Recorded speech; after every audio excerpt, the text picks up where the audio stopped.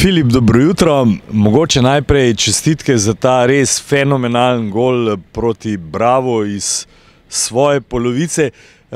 Kako je prišlo do tega, da si se odločil, da bo šel seveda presenetiti vratarja? Dobro jutro pre svega. Pa bilo je par situacija da sam ga vidio jednu situaciju pre toga, tako da druga situacija nije bila čekanju i jednostavno morao sam probati i ispostavilo se da je to bio pravi potez. Si že kdaj v karijeri dosegel takšen gol? Nije nikad, ovo je prvi. Sigurno i najdraži. No, seveda je pa tudi nekaj posebnega, vendarle zmaga pod novim trenerjem.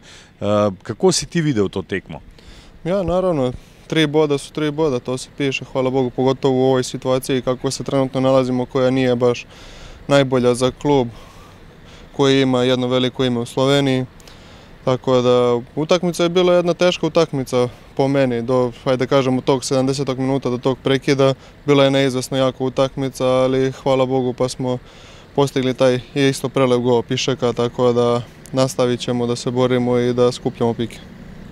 No, zdaj prihaja tule k nam domov Rogaška. Rogaška je pa vroča ekipa spomladanskega dela, pravzaprav, če sem prav pogledal, celo najboljša ekipa spomladanskega dela po točkah in seveda še vedno se prebija iz spodnjega dela navzgor.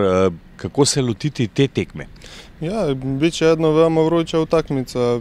Rogaška odlična ekipa, borbajna ekipa, gdje očekujemo da će biti fajt na terenu, tako da pobjeda na toj utakmici bi nam možda donela čak i neku sigurnost i mirnoću do kraja prvenstva.